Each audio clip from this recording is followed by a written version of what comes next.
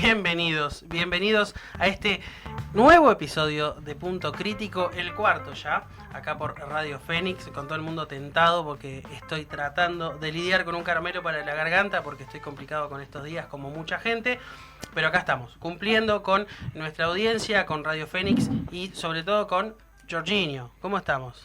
Buenas tardes para todos y todas, ¿cómo estás, Lucas? Veo que... En realidad vos sos más de la Eurocopa, con George, tenemos que decir. Y bueno, después de los resultados que tuvimos el día de hoy y del 0-0 de ayer, creo que no hay ninguna... Bueno, pero no me conviertas esto en un programa deportivo, que es un programa de nivel.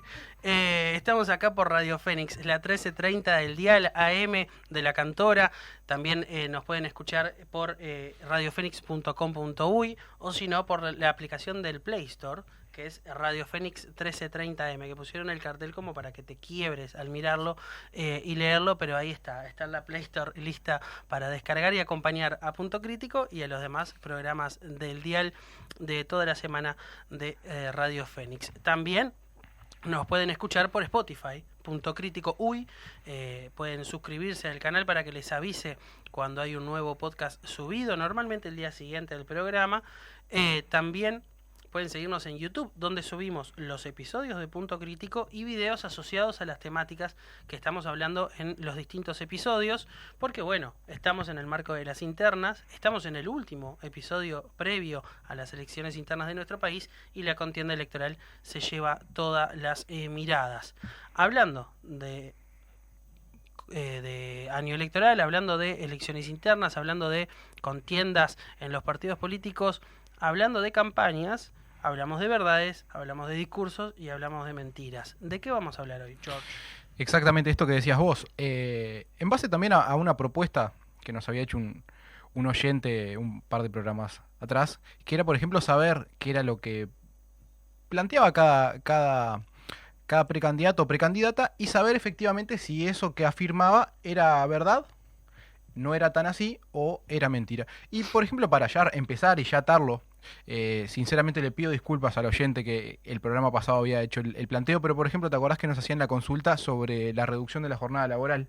Sí. Entonces vamos a empezar con la propuesta de Tabaré Viera y, como decíamos, la reducción de la jornada. Para enmarcarlo, entonces, lo que se hizo es a esos politólogos que habíamos contratado la semana pasada para estudiar las encuestas, esta vez se pusieron a hacer un trabajo de chequeo de ciertas afirmaciones de los precandidatos a lo largo de esta campaña que tiran tiros en la interna y también tiran tiros a los demás partidos políticos y ver si realmente esas afirmaciones eran correctas o eran falsas, porque ninguna campaña es 100% real en lo que dice y ninguna campaña es 100% mentira. Hay matices, ¿no? Sí, exactamente. Esto en base, por ejemplo, a diversos, como decías vos, ¿no? Idas y vueltas que hay tanto dentro de cada interna partidaria y así como hay también dentro de los propios partidos que tratan de buscar posibles conflictos o posibles cuestiones que los pongan en tela de juicio al adversario o que prácticamente pueda ser un pequeño espacio para hacer punta de lanza y poder empezar a hacer propuestas como estas que decíamos. Por ejemplo, la que el oyente del programa pasado, cuando hacíamos el planteo de qué era lo que proponía cada uno y eso, habían hecho la consulta sobre la reducción de la jornada laboral. Esto, así como lo plantea Tabaré Viera, es verdadero, ¿tá? Así como él mismo lo plantea, y trajimos un par de punteos para empezar como a hacer este ping-pong de ida y vuelta. No es solamente lo que propone Tabaré Viera, ¿no? Esto lo que hace es él lo enmarca como en un plan macro, ¿tá? Que tiene diferentes puntas, que estas son, para nombrarlas básicamente, son la jornada máxima de 8 horas diarias y 40 semanales, ¿tá? Esto lo que hace es tratar de bajar la cantidad de las cargas y que todo lo que sea tendiente a la reducción de la jornada sea bien visto.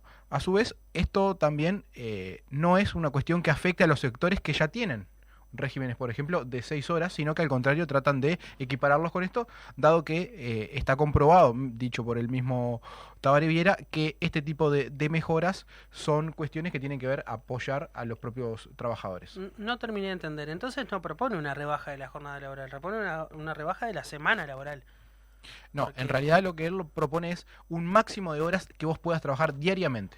Exacto, está bien. Además de poner una equiparación, ¿tá? Con aquellos sectores que ya tienen un régimen de 6 horas. A su vez, él lo que propone es que que sea sin reducción del salario, que esta era la consulta que nos hacía el oyente, que esta reducción de la jornada laboral no implique una reducción del salario, sino que, como decíamos, se busca que los propios beneficios del cambio tecnológico, por ejemplo, se distribuyan de forma democrática, alcanzando especialmente a los trabajadores más vulnerables. Después, a su vez, él lo que propone es que esto sea llevado a la negociación colectiva, y que esto sea una propuesta en los marcos como decíamos, de la negociación colectiva, y a su vez que queden como la expansión de las libertades y las capacidades. Esto lo que propone él es que, por ejemplo, cada persona pueda integrar en su vida un mayor y más equitativo goce del ocio, la cultura, los cuidados y los proyectos colectivos, por ejemplo, que era una de las cuestiones que nos consultaban el programa pasado, que por qué proponían esto y para qué lo proponían. Entonces nosotros más o menos lo que decíamos es que en otros países la propia reducción de la jornada laboral, más allá de, por ejemplo, contribuir a que las certificaciones médicas tengan un menor peso, por ejemplo, en lo que es la carga semanal o la carga mensual de las empresas, a su vez también tuvieran ese plus de que la persona pudiera destinar esas 2 horas extras para poder realizar otro tipo de actividades. Hay argumentos que se terminan cruzando con la discusión que se intentó iniciar, pero que creo que Uruguay no estaba listo todavía cuando se habló de la renta básica universal, ¿no? El cómo el asegurar determinado nivel de ingresos permitía a los seres evolucionar en su ocio, desarrollar consumo también mismo en sus actividades cotidianas, que a su vez dinamizaban la economía, porque nadie va a recibir una renta básica universal y va a comprar bonos del tesoro o los va a guardar en un cofre Ford en una sucursal de banco, sino que ese dinero que se vuelca a la sociedad que vive de su trabajo, vuelve a la sociedad a la hora de consumir y de comprar cosas que son básicas y necesarias para el desarrollo de la misma. Cuando hablamos de reducción de jornada laboral pasa lo mismo. La gente, cuando tenga 2 horas más de su tiempo, 1 hora más de su tiempo para sí misma, va a poder desarrollar otro tipo de actividades que normalmente en una sociedad capitalista implican consumo. Por lo tanto, van a dinamizar aún más la economía y van a permitir que se crezca. Sí, otra de las afirmaciones que se dieron en esta campaña preelectoral, se podría decir, o entre precandidatos, era, por ejemplo, lo que planteaba Carolina H. y los empleos públicos. Para seguir más o menos también con el Partido Colorado, así unificamos por partidos. Ella lo que decía era que, por ejemplo, la cantidad de funcionarios de Nueva Zelanda era menor, funcionarios públicos de Nueva Zelanda, era menor a la cantidad de funcionarios públicos que tiene nuestro país. Es decir, en comparación, por cuestiones de latitudes, ella hacía esta comparación entre Nueva Zelanda y Uruguay. Por ejemplo, para tomar la población total de nuestro país, según el último censo, somos casi 3,5 millones, 3,444,000 y pico. Y en Nueva Zelanda la población también para el 2023 es de 5,206,000. Estamos prácticamente en un 25% por debajo de lo que sería esta comparativa en población. Pero luego, para ir desagregando este tipo de cuestiones, por ejemplo, en lo que tiene que ver a la administración central, en Nueva Zelanda hay casi 65,000 empleos públicos. Y en Uruguay nos llegamos a los 20,000, es decir, 18,085. Estamos bastante por debajo. Luego, por ejemplo, en lo que tiene que ver a la educación, en Nueva Zelanda tenemos casi 150,000 empleos públicos, es decir, 147,145 para ser exactos, y en nuestro país tenemos 111,048. Estamos también por debajo. Luego, en lo que respecta, por ejemplo, a la salud, que es otro de los ámbitos en el que generalmente se tiende como a corregir y tratar de decir de por qué no se reducen los costos que tienen que ver a los empleos públicos. Por ejemplo, en Nueva Zelanda la salud conlleva casi 100,000 puestos de trabajo, 99,000 para ser exactos, y en nuestro país apenas pasamos los 27,000 puestos de trabajo. Estamos muy por debajo en lo que respecta a esto. Luego, por ejemplo, esto también es algo que siempre en todas las campañas electorales salen a relucirlo, que es las empresas públicas. Las empresas públicas en Nueva Zelanda tienen casi 42,000 empleos públicos asignados, y en nuestro país no se llega a los 30,000, 29,106. Estamos también por debajo de lo que tiene que ver a Nueva Zelanda. Luego, por ejemplo, otro de las cuestiones que tiene que ver, por ejemplo, a los gobiernos locales. Sabemos que muchas veces las intendencias y los municipios son atacados por las formas en las que ingresan a cumplir funciones en estos. Por ejemplo, en Nueva Zelanda tienen un poquito más de 55.000 empleos públicos, y en nuestro país 38.700 más o menos para hacer. Entonces, esto que decía... En el único aspecto en el que somos más funcionarios públicos en este país es en el ítem otros. ¿Y por qué? Porque Interior y Defensa están en el ítem otros a la hora de desagregarlo esto en la gráfica. Así que lo único que sí tenemos más que Nueva Zelanda, por lo tanto, si H tuviera la propuesta de adecuarnos al sistema de Nueva Zelanda y de reducir, estaría hablando de reducir policías y militares, porque es el único ítem en el que Uruguay tiene 72.889 funcionarios públicos y Nueva Zelanda 54.704. Esto es una muestra clara de que muchas veces mitos o cosas que se hablan o saberes que son urbanos y no están sustentados en lo técnico llegan y penetran los discursos políticos, al punto de que lo que Carolina H. está diciendo solamente tiene razón en el ítem policial y militar. Después en todos los organismos del Estado son menos. Sí, en el grueso es la afirmación que hace Carolina H. es falsa. ¿Tá? Así como vos lo dijiste tal cual, ella no sabemos si ella estudió el número efectivamente antes de dar la declaración o fue por un impulso, pero haciendo a grosso modo en comparación al país que ella eligió para hacer la comparativa, esto da de que, como decías vos, la cantidad en el global de empleos públicos es muchísimo menor en población también, incluso a la propia cantidad de funcionarios públicos que tenemos en nuestro país. Para continuar con el Partido Colorado, y ya retomando este punto que decías vos, por ejemplo, de los militares, en el día de hoy, si no me equivoco, a Gabriel Gurméndez le quisieron achacar de que una de sus propuestas a la hora de crear el Superministerio del Interior era sacar los militares a la calle. Entonces, Gurméndez, que ya de por sí podemos decir que esta afirmación es falsa, por esto es que decimos lo siguiente: el precandidato colorado Gabriel Gurméndez reiteró que su propuesta para crear un superministerio del Interior con la incorporación de la Prefectura Nacional Naval no es una cuestión que tiene que ver al sacar a los militares a la calle. ¿Tá? Él mismo ha dicho que no es partidario de los militares en la calle, sino que cree que estos no están preparados, que no hay un marco legal y que a su vez hay razones históricas para no hacerlo. Ojo, no estamos cuestionando la propuesta, estamos contando sus características, porque así como Gurméndez dice que no, Gandini dice que sí. Exactamente. El precandidato del Partido Nacional sí lo dice, lo afirma y no tiene ningún problema en reafirmar que él cree que los militares deberían realizar tareas de patrullaje, y tiene un argumento sólido, ¿no? Sí. Los militares ya hacen tareas de patrullaje en un enorme territorio del país, que son 40 kilómetros de cada frontera. Sí, para también hacerlos dialogar entre ellos en base a esto. Por ejemplo, tenemos, como les decíamos, tenemos la postura de Gurméndez, ¿tá? Que Gurméndez lo que propone básicamente es incorporar 1.700 efectivos del Ministerio del Interior al Ministerio del Interior, que son provenientes de la Prefectura Nacional Naval y la Policía Aeronáutica, ¿tá?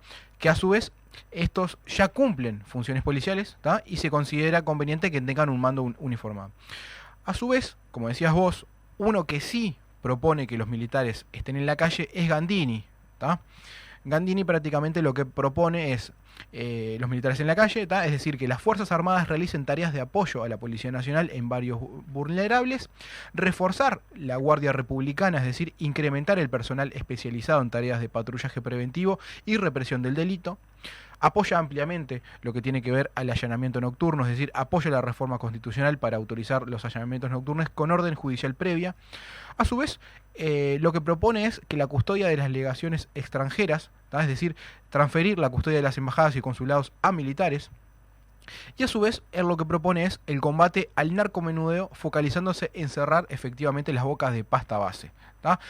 Lo que alega, también para hacerlo dialogar con Gurméndez, Gandini, es lo siguiente: nosotros estamos proponiendo que el sistema político haga un pacto antinarco y darle marco legal al combate frontal al enemigo número uno de este país. Todo esto lo enmarca, ¿tá? En el justificativo de por qué sacar a los militares a la calle. Como decías vos, ya en su momento, ¿tá? Y es también uno de los argumentos que toma Tabaré Vázquez, que toma Gandini, Tabaré Vázquez, con la ley 19.677, ya había pedido, ¿tá? Que se habilitase a las Fuerzas Armadas a realizar tareas de vigilancia en zonas fronterizas, que esto era lo que decías vos, Lucas, ¿tá? Y lo que dice Gandini es: ¿por qué no dejar que hagan esto en un barrio? Porque el prejuicio nos impide usar a los militares en lo que saben hacer, ¿tá? Entonces, a su vez, otra de las cuestiones... Acá hay un error grave que es creer que los militares se los educa para la seguridad interna. Quien dice que los militares están listos para hacer tareas policiales, primero minimiza la tarea policial y segundo se equivoca a la hora de la formación militar. ¿Podemos estar de acuerdo o no? No estoy haciendo una valoración sobre la medida porque no es el espíritu de este programa poner a decir esto está bien, esto está mal. Sin embargo, sí hay que hacer determinados agregados cuando la afirmación está explícitamente errónea. La formación militar es distinta a la formación policial. Decir que se está preparado es como decir que los guardias de seguridad de las empresas privadas podrían ser policías porque hacen lo mismo dentro de un supermercado. Son afirmaciones hechas un poco a la ligera que no sirven porque enchastran el debate de fondo, que es, ¿estamos de acuerdo con que salgan los militares sí o no? Eso se lo dejamos a la audiencia.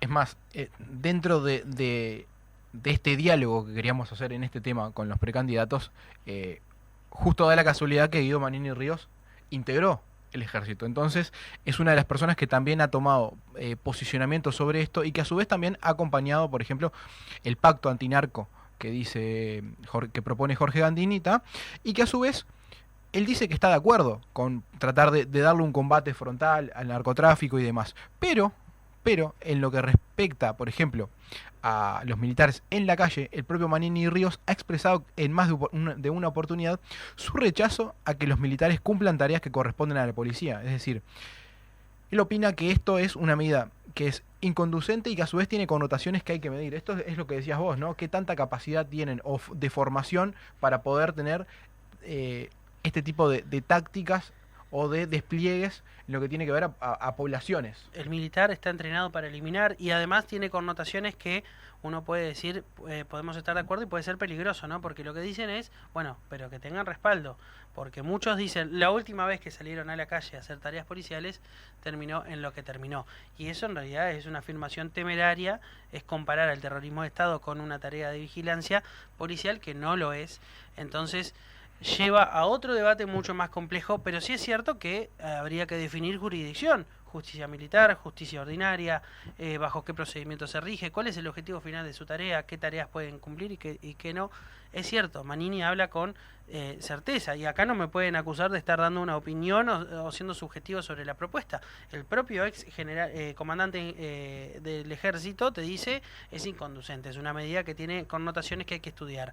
Así que es necesario, cuando se hace una propuesta de tal peso, que los argumentos tengan el mismo peso o que no haya algún argumento que lo termine minimizando o enchastrando una discusión que puede ser muy productiva a la hora de tomar decisiones. Sí, ya que veníamos en este diálogo entre precandidatos, por ejemplo, pudimos ver que la afirmación que hace Gandini tiene... primero que nada, es una cuestión que quieren imputársela o ponérsela a Gurméndez, que él se desmarca de eso, es decir, la afirmación sobre que Gurméndez quiere militares en la calle es falsa, es real y es verdadera, que el propio Gandini sí lo propone, y a su vez, como decíamos, el propio Manini Ríos se desmarca de esto y sale como decir, acompaño la idea general del combate, pero no es la forma. ¿No sentís que Gandini está tratando de tomar obligatoriamente la posta de Jorge Larrañaga en el tema de la propuesta de la reforma que él mandó a llamar Vivir sin Miedo? Está tratando de rascar votos desde aquella gente que votó a favor del plebiscito en su momento. Sí, lo que pasa que también el tema de la seguridad es un tema que es la principal preocupación de los uruguayos, como veníamos diciendo un par de programas atrás, en donde la gente realmente quiere que las propuestas que estén sobre la mesa tengan un sustento y que realmente sean llevadas a cabo. Acá está la cuestión, solamente es decir propuestas para la tribuna o realmente hay que tener un plan unificado para poder tener este tipo de respuestas. Luego, por ejemplo, entrábamos en el Partido Nacional, por ejemplo, hace unos días Álvaro Delgado hizo una afirmación sobre las adopciones. Y acá se da también esto que decíamos, por ejemplo, ida y vuelta, en este caso es entre Delgado y el Frente Amplio, ¿tá? Donde Delgado decía lo siguiente: ¿qué van a hacer con el régimen de adopciones, que tiene un récord? El año pasado fueron 165 gurises que salieron del INAU, es decir, el Instituto del Niño y del Adolescente del Uruguay, y que están en hogares donde se les da amor, se les da cariño y se les da protección. Contra eso fueron, inexplicablemente. ¿Lo van a mantener o lo van a derogar? Esto es lo que dice el precandidato nacionalista y se lo achaca al Frente Amplio, ¿tá? Dado que hubo modificaciones en el LUC que tendían a acelerar el régimen de adopciones de los niños que estaban en el INAU. Y como el Frente Amplio ya ha expresado su voluntad de revisar algunas de las cosas que fueron establecidas por la ley de urgente consideración del gobierno de la calle Pou, lo que hace muy inteligentemente el partido oficialista, que es el Partido Nacional, entre otros, es volver al argumento que les hizo ganar el referéndum. Tomar algunas de las medidas más populares que fueron enviadas en la LUC y decir el Frente Amplio va contra esto. Lo cierto es que desde que se juntaron las firmas nunca se buscó derogar la ley entera, así que nunca se fue contra eso, y además la revisión de una ley no significa que se va a derogar en su totalidad, así que es muy inteligente el movimiento del Partido Nacional de volver a utilizar los caballitos de batalla que, digamos la verdad, hicieron que la ciudadanía reafirmara la ley de urgente consideración en las urnas, no habilitando su derogación a través del referéndum. Por eso mismo es que para saber si la afirmación que decía Delgado es verdadera o es falsa, ¿a dónde fuimos? Directamente al programa del Frente Amplio. El programa del Frente Amplio, en lo que respecta a las adopciones de niños, menciona lo siguiente. 1. Fortalecimiento del sistema de adopciones, es decir, se propone mejorar y agilizar los procesos de adopción, asegurando que los niños y niñas encuentren un hogar permanente de manera más rápida y eficiente. 2. Apoyo a las familias adoptivas. Se plantea brindar apoyo integral a las familias adoptivas, incluyendo asistencia psicológica y social para asegurar la integración exitosa del niño o niña en su nuevo hogar. 3. Protección de los derechos del niño. Se enfatiza en la importancia de proteger los derechos de los niños y niñas en todo el proceso de adopción, asegurando que sus intereses sean siempre la prioridad. Y 4. Transparencia y seguimiento. Se propone implementar mecanismos de transparencia y seguimiento en los procesos de adopción para garantizar que se cumplan todas las normativas y se eviten irregularidades. Por ende, la afirmación de Delgado es falsa, pero, no toda la afirmación es falsa. ¿Por qué? Porque, por ejemplo, una de las cuestiones que yo quería investigar si era real o no, era, por ejemplo, él nombra un número específico, 165 niños.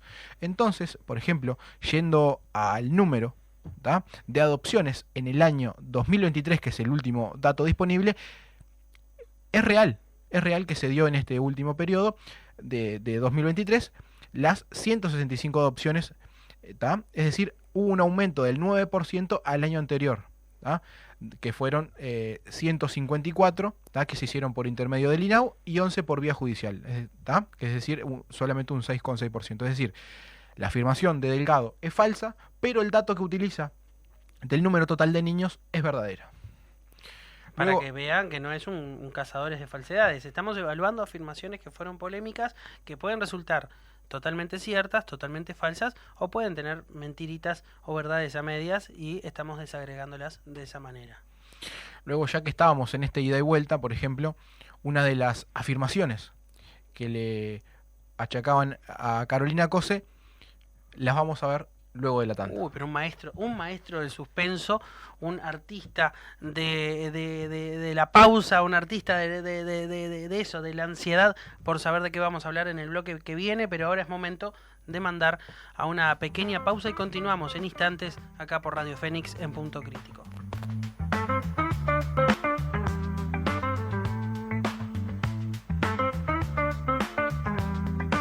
Y venimos con Jorge Suspenso.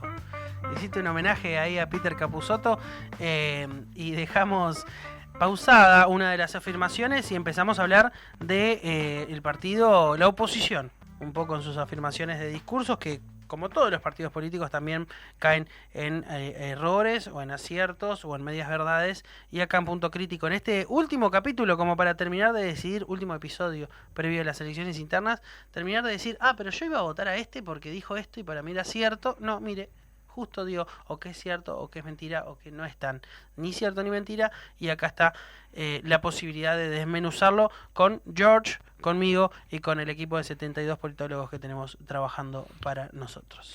Sí, lo que decíamos era que, por ejemplo, Cose había dicho públicamente de que se hacía una denuncia de violencia de género cada 12 minutos. Entonces empezamos a ver qué era lo que decía ella en la nota y fuimos a buscar datos. Los datos que encontramos en el Observatorio Nacional de Violencia y Criminalidad: en 2019 hubo 38.100 denuncias por violencia doméstica, es decir, una cada 13 minutos. Desde entonces, la cifra evolucionó al alza. En 2021 hubo 39.822 denuncias, en 2022 41.207 casos y en el 2023 se contabilizaron 43.245 denuncias, de las cuales 72% fueron radicadas por mujeres, es decir, esto da un promedio diario que cierra en 118 denuncias, lo que lleva a que el cálculo se da verdaderamente, ¿no? Es decir, una denuncia cada 12 minutos. Podemos decir en este caso que la afirmación que da COSE, es decir, es real, es verdadera y tiene un sustento que realmente se ve que tomaron los números del observatorio, hicieron el cálculo para poder tener un número acertado. Recordemos que a veces la ridiculización de la política hace que algunas afirmaciones parezcan falsas. No es que hay una fila de mujeres que cada 12 minutos dicen todo y salen corriendo a denunciar. Es que el volumen de denuncias en un año, dividiéndolo por el mero largo de ese año, da un promedio de una denuncia cada 12.2 minutos. Y eso hace que la afirmación de Carolina Cose sea verdadera. A mí no me preocupa si la afirmación es verdadera. Bueno, sí me preocupaba, ahora sabiendo que es verdadera, me preocupa que sea verdadera, porque es un nivel absolutamente preocupante de llamadas, de denuncias por violencia, que es difícil de manejar y que es una tarea que tiene que encararse con otra seriedad por parte del gobierno que gane, ¿no? Sí, a su vez, también para seguir con afirmaciones que tienen que ver, por ejemplo, a Carolina Cose, o que se le achacan a Carolina Cose, hace unas semanas ha salido en redes sociales, se viralizó un video editado que saca de contexto las palabras de la precandidata frente amplista en lo que tiene que ver, por ejemplo, a las apropiaciones. ¿Ah? En este aspecto, por ejemplo, ella lo que dice es que trata de poder hacer un paneo general, y ella lo que dice es que acá la apropiación colectiva, ¿tá?, se tiene que dar no aceptando las medidas del gobierno, sino formando parte de la política del gobierno. Es decir, ella lo enmarca en una cuestión que tiene que ver a que las políticas públicas sean pensadas con la gente y no sobre la gente, ¿tá? Entonces, lo que hicieron hábilmente fue hacer pequeños recortes de lo que fue el discurso de Cose y sacarlo de contexto, ¿tá? Entonces, sobre esto mismo, ¿tá?, podemos decir que la afirmación que le achacan a Carolina Cose es falsa. Pero sobre estas afirmaciones, a su vez, sin hacer el chequeo correspondiente, hubieron otros precandidatos, ¿tá?, del Partido Nacional, como Álvaro Delgado, que salieron a hablar sobre este pequeño spot fake news que estuvo circulando, ¿tá?, y lo que afirma Delgado, ¿tá?, es que esta expropiación, y señaló que Cose le preocupa la afirmación de Cose, donde se da un concepto ideológico muy fuerte, y remarcó que él cree en la propiedad privada, ¿tá?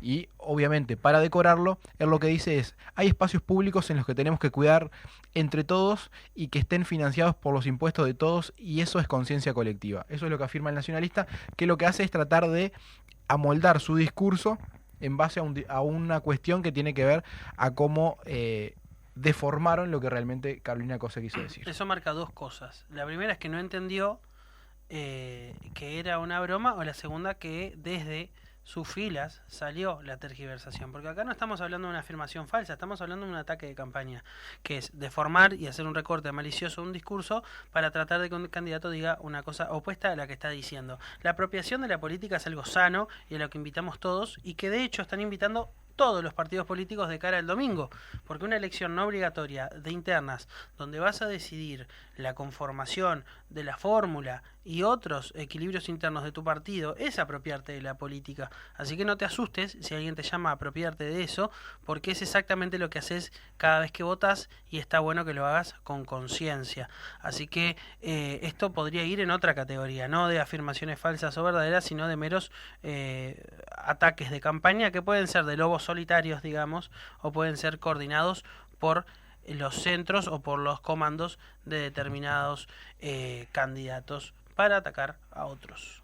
Ya que estábamos hablando, por ejemplo, de Álvaro Delgado, tenemos también una afirmación de Álvaro Delgado, y él lo que dice es que la inflación, ¿tá?, disminuyó a la mitad durante el gobierno actual, ¿tá?, y esto lo dice en un spot, ¿Ah? Lo que podemos decir, según el índice de precios al consumo, el famoso IPC, es que finalizado abril de 2024, la inflación cerró con una variación del 3,7% en lo que respecta al último año móvil, lo que significó uno de los números más bajos en los últimos 18 años. Además, la inflación acumulada en el último periodo de 11 meses se mantiene dentro del rango meta establecido por el gobierno entre 4 y 6%, y a su vez, si se compara la inflación al cierre de cada año, estaremos comparando un aumento de precios de 8,79% en 2019 y lo que tiene que ver, por ejemplo, a un 5,1% en lo que tiene que ver al 2023. Es decir, hay una rebaja en lo que tiene que ver, una reducción, mejor dicho,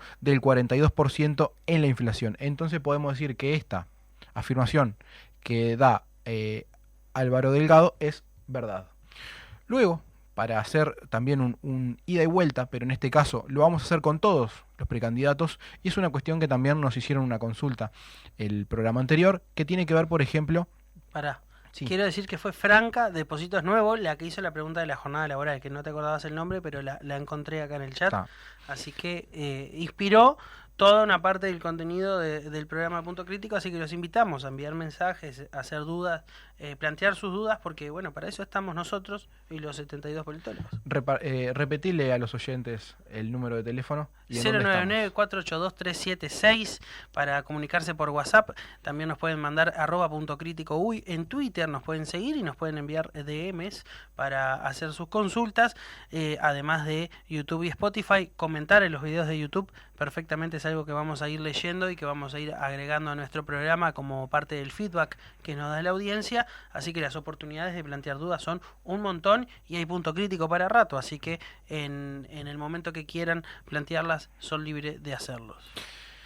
Uno de los temas que nos hacían consultas y que nos comprometimos también a investigar era si la salud mental es un botín electoral. Así lo intentamos como denominar. Y luego esto lo que decíamos es cómo impactó luego de la pandemia y si se lo incluye, por ejemplo, en los programas electorales que hay al día de hoy. Hicimos una pequeña investigación, prácticamente no se nombraba en elecciones anteriores, pero en esta sí, tenemos prácticamente propuestas de todos los partidos políticos, ¿da? Entonces empezamos con las propuestas que tiene que ver, por ejemplo, a salud mental, que tiene el precandidato Andrés Ojeda. 1. Universalizar el acceso a terapias, es decir, facilitar el acceso a terapias de psicólogos y psiquiatras, eliminando el estigma asociado. 2. Centros de atención en salud mental, es decir, Ojeda propone crear 25 unidades de salud mental en todo el país. 3. La desestigmatización, es decir, promoviendo una cultura de salud mental para eliminar, como decíamos, el estigma. 4. Fomentar la telemedicina, ¿tá? Es decir, que el uso de la propia telemedicina sirva para aumentar la disponibilidad de consultas. Y 5. Salud mental para policías. Implementar una política integral de salud mental para policías, incluyendo una app de salud mental y controles anuales. A su vez, otra precandidata que también tiene propuestas en lo que tiene que ver a salud mental es Carolina Cose por el Frente Amplio, que ella lo que dice es lo siguiente: declaración de una emergencia nacional, es decir, una emergencia nacional que tiene que ver a la propia salud mental. Luego ella propone espacios de escucha y atención, es decir, crear 14 espacios de escucha y atención para adolescentes y jóvenes, generar una línea de atención por WhatsApp y que esto sea para coordinar la psicoterapia en jóvenes. A su vez ella propone instalar 10 centros comunitarios de promoción de salud mental y a su vez generar equipos de salud mental en lo que tiene que ver al primer nivel de atención, es decir, instalar 40 equipos interdisciplinarios especializados en salud mental en lo que tiene que ver a ACE. Sigo yo. Laura Raffo, a nivel del Partido Nacional, tiene otras propuestas y la primera es universalización del acceso a prestaciones de salud mental. Distintas redacciones, misma propuesta: facilitar la inclusión en el PIAS para acceso directo a atención psicológica, la diversidad de tratamientos, incluir psicoterapia individual, familiar y grupal, regulación de la psicoterapia, que es exigir formación acreditada para los profesionales de la salud mental, y promoción de salud mental en infancia y adolescencia, incrementar el trabajo con familias y educadores para la promoción de la salud mental. Volviendo al Partido Colorado, Robert Silva propone centros de tratamiento y rehabilitación, crear 30 centros de tratamiento y rehabilitación para el uso problemático de drogas. Acá se mezcla un poco, hay que decirlo. Buena intención, un poquito mezclado en el tema de la salud mental con el uso problemático de drogas, porque no están necesariamente conectados. Descentralización de la salud mental, ampliar la red de servicios y fortalecer el modelo comunitario de atención. Planes focalizados, implementar programas focalizados como Ni Silencio ni Tabú para adolescentes y jóvenes. Y atención psicológica, esto es decir, facilitar el acceso a psicólogos licenciados externos con apoyo estatal. También, dentro del Partido Colorado, Gabriel Gurméndez propone centros de salud mental, una red de 19 centros, así que imagino que es uno por departamento, para que abarque a todo el país. Una app de salud mental y prevención de suicidios, desarrollar una aplicación gratuita para la prevención y atención de salud mental y la prevención en salud mental y adicciones, fortalecer las prestaciones desde la infancia y realizar campañas de prevención del consumo de drogas y salud mental. Acá se puede ver un fuerte deterioro en las propuestas porque tratan el ítem consumo de drogas y salud mental como si fuera el mismo, y es un error garrafal por parte de los candidatos. Problemas de salud mental tenemos prácticamente todos, y universalizar la atención en salud mental es un must de cualquier gobierno que venga, y mezclarlo con el consumo problemático de drogas me parece, por lo menos, y acá estoy dando sí una opinión personal, es un desacierto y es una demostración de ignorancia en el tema que tienen que sortear varios de los candidatos. Sí, igualmente déjame agregarte esto, por ejemplo, en lo que tiene que ver a propuesta, estos son los precandidatos que hicieron propuestas. Es decir, acá lo que valoro enormemente es que se hayan sentado y hayan sacado, aunque sea 3 puntos como propuestas. Lo que me preocupa no es eso, lo que me preocupa es el resto de precandidatos. ¿No? ¿No lo tienen en carpeta? ¿Ah? Por ejemplo, Gandini, que es otro de los que en otros temas estuvimos nombrándolo, ¿no lo toma como una prioridad? Manini y Ríos, de Cabildo Abierto, ¿no lo toma como una prioridad? Pablo Mieres, del Partido Independiente, ¿no lo toma como una prioridad? César Vega, del PERI, ¿no lo toma como una prioridad? ¿Ah?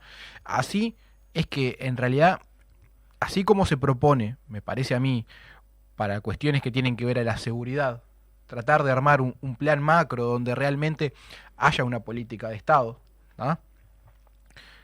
Creo y considero que en lo que tiene que ver, por ejemplo, mucho más después de la pandemia, que es algo en donde los propios precandidatos toman como punto de partida y desde allí generan las propuestas, que la salud mental sea atendida realmente como se merece, con los recursos que se merece y con la cantidad de profesionales que se merece, porque si no realmente después tratamos de, como decías vos, de unir temas con temas, pero en realidad no terminamos de atacar ninguno de los dos, porque por ejemplo el consumo problemático de drogas nos tiene que preocupar bastante, pero también la incidencia que tiene esto en la salud mental, tanto antes como después, por ejemplo, de la ingesta de drogas, es algo que va de la mano, pero que también no sabemos cómo rumbear como país. O sea, no tenemos un proyecto macro en donde realmente acá es cuestiones que tienen que ver, como decíamos, a políticas de Estado, ¿no? Sentarse en la mesa los principales dirigentes de los partidos políticos y realmente decir, muchachos y muchachas, queremos salir desde acá, queremos tomar este tipo de rumbo y necesitamos el apoyo de todos. ¿Ah? Acá es donde realmente se ven los aspectos que tienen que ver a las negociaciones políticas. Tampoco ha habido una negociación pura y dura en lo que tiene que ver a cuestiones de la salud mental. Sí, es mucho mejor hacer propuestas, también demuestra que hay falta de trabajo y también demuestra que hay un progreso, porque eran temas que no ocupaban la agenda de opinión pública de cara a las internas. Las internas era hablar de seguridad, educación, trabajo, salud, y cortarla por ahí, a lo sumo inserción internacional.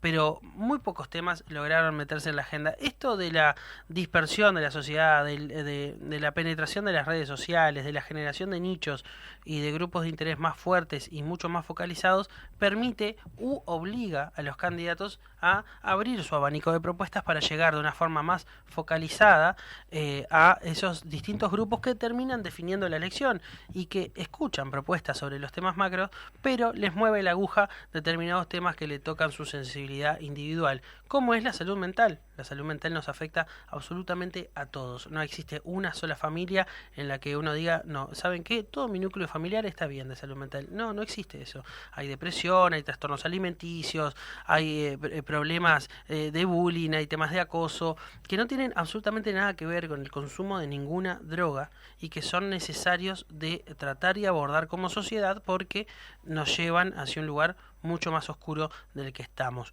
Sin embargo, como dice Jorge, también hay que quebrar una lanza por aquellos que decidieron sentarse con sus comandos y con sus equipos técnicos a redactar propuestas en los que ellos creen que estaban marcada la salud mental.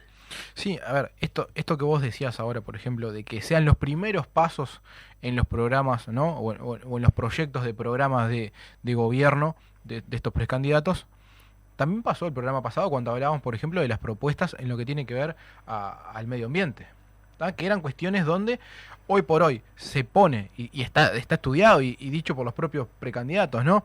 Nosotros ponemos las cuestiones que tienen que ver al medio ambiente también porque es una cuestión que ataca o que es más cercana al voto de los jóvenes.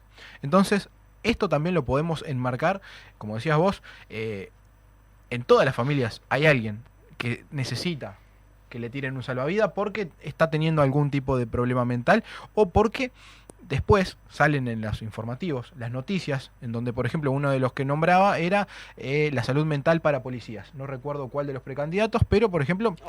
Ojeda lo hacía y también lo hace focalizado porque fue mucho, creo que incluso el abogado del sindicato policial. Conoce de cierta manera la necesidad y los sindicatos policiales de todo el país han reclamado con urgencia, por favor, que mejoren la asistencia a la salud mental en dicha profesión porque está afectando mucho. Pero cuando uno ve una noticia de que lo mató por un fuego artificial, ¿no? Y dice, no, el 31 salieron, discutieron los vecinos y terminó un apuñalado. Eso es mentira. Nadie muere por un fuego artificial, no se muere porque se enfrentan personas o se genera una discusión, un enfrentamiento entre personas que están teniendo problemas de salud mental, porque nadie en su sano juicio termina apuñaleando a otra persona porque tiene una carita voladora. Entonces, es muy, muy necesario hacer una tarea de visibilización de estos problemas, así como en su momento se hizo una visibilización de la violencia de género, porque recordemos que no hace muchos años matar a su mujer era un crimen pasional. Entonces había una invisibilización de la violencia de género que era absolutamente atroz y que con el trabajo de generaciones y generaciones de mujeres feministas se ha logrado poner en agenda, visibilizar y hoy nadie, hoy en día nadie puede decir que es un crimen pasional un femicidio. Bueno, esos procesos también se está viviendo con la salud mental, al punto de decir, no lo mató por 200 pesos, no lo mató por una zanja, no lo mató por un fuego artificial, no lo mató por una discusión, lo mató porque había problemas de salud mental que llevaron que esa persona tomara una decisión atroz, que es la de terminar con la vida de otra persona, y hay que tratar de visibilizar estos problemas. Se han hecho marchas de antimanicomialización, se han hecho un montón de proyectos, un montón de lobby, un montón de trabajo, un montón de presión, y finalmente empieza a entrar en la opinión pública y en la agenda política la temática de la salud mental, y eso hay que valorarlo, aplaudirlo y esperar a que se profundice, porque como decías vos, que también dabas otro ejemplo muy claro, el medio ambiente, son temas que preocupan a las nuevas generaciones. Y estas visibilizaciones cambian radicalmente el transcurso de la vida política de nuestro país. Sí, a ver, para tomarlo como algo global, por ejemplo, la salud mental. Lo que tiene que ver, por ejemplo, vos lo nombrabas, ¿no? Los suicidios o asesinatos, ¿tá? Que tienen que ver a problemas que van de la mano de la propia salud mental. Las propias adicciones, ¿tá? Que ya directamente se sienten a tratar esto, hay que valorarlo y hay que tomarlo ya como un gran puntapié. El tema es realmente después, una vez estén en el gobierno, el partido que sea, ¿le va a poner recursos para que este tipo de políticas realmente sean efectivas? Porque, por ejemplo, podemos proponer que haya un psicólogo por familia prácticamente, ¿no? Pero si realmente no ponemos los recursos para que eso sea llevado a cabo, de que realmente haya una cuestión que tiene que ver al seguimiento, porque muchas veces es por falta de seguimiento, ¿tá? Que se terminan desbordando las situaciones. Pero para poder tenerlo como algo positivo, que no recuerdo bien si era Laura Raffo, el tratar de universalizar las prestaciones en salud mental, es algo que realmente, si nosotros lo tomamos en cuenta hoy, estaría bueno poder tener una cuestión de realmente interacción entre los propios precandidatos y que a su vez haya también un compromiso, por ejemplo, como decía, ya que ella hablaba de acceso a las prestaciones, por ejemplo, con lo que serían las mutualistas, en donde prácticamente para conseguir hora en ciertas especialidades pasas meses. Pero es algo que podemos empezar como a proponer, a empezar a escuchar algunas... Es interesante ver cómo se complejiza, cómo se amplía el mapa, el mundo de propuestas y de temas que se van priorizando en las campañas de los precandidatos a medida que la sociedad, quieras o no, evoluciona. Uno puede estar de acuerdo o no de acuerdo con la evolución que toma, pero la sociedad evoluciona. Y en este momento hay temas que preocupan tanto como los clásicos a la sociedad y está muy bueno. El medio ambiente, la brecha de género, la salud mental, propuestas que son antes impensadas o que nadie podía creer que fueran a poner guita en un spot para hablar de este tema. Mentira, antes era más seguridad, más educación, más salud y más trabajo para todos. Perfecto, está, bravo, aplauso y se terminó. Y cumplías con tu programa político.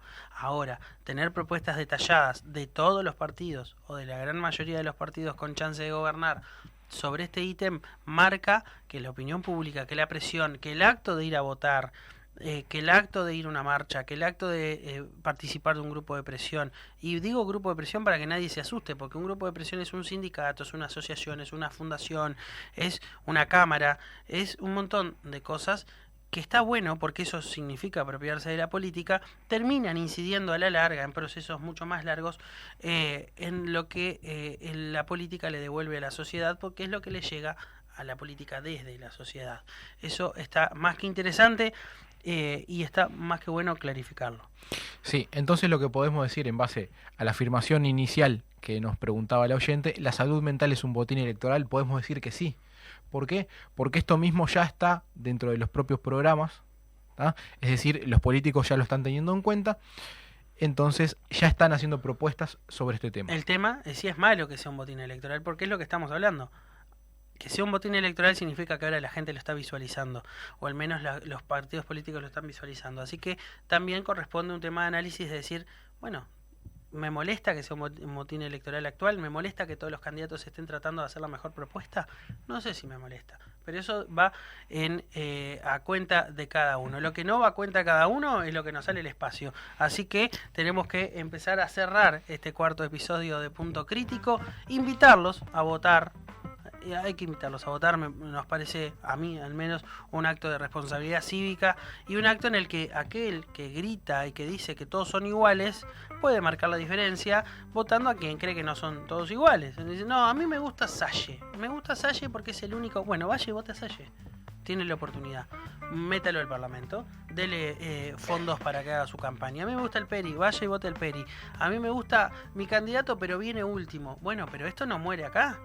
Si su precandidato termina último en su partido, el cómo quede último, el cuántos votos tenga, también implica una diferencia en su capacidad de hacer campaña de cara a octubre, en si puede tirarse a diputado, si puede tirarse a senador, senadora, diputada, y eso es notoriamente muy importante a la hora de enfrentar la elección nacional.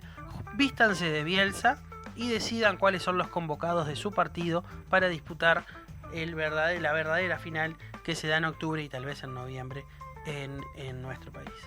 Ya para cerrar, el próximo programa nos vamos a encontrar ya con quienes van a ser definidos los candidatos por cada partido político, así que, como siempre, los esperamos el próximo martes. Esperemos que con candidatos y con fórmulas ya, para poder hacer un análisis pormenorizado y poder seguir trabajando en este año electoral de nuestro país. Los dejamos por acá y nos despedimos hasta el martes que viene.